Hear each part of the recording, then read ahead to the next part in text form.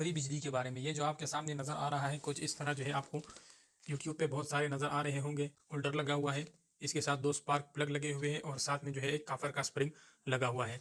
तो दोस्तों आपको इस तरह यूट्यूब पे बहुत सारे नज़र आ रहे होंगे। ऑलरेडी मैंने बनाया हुआ है, फिलहाल मैं आपको चेक करता हूँ। और ये मैंने इसमें बल्ब लगाया और ये मेरे पास एक मैग्नेट है जो मैं इसके साथ लगाता हूँ। तो दोस्तों ये मैंने इसके साथ मैग्नेट लगाया और ये ऑन हो गया।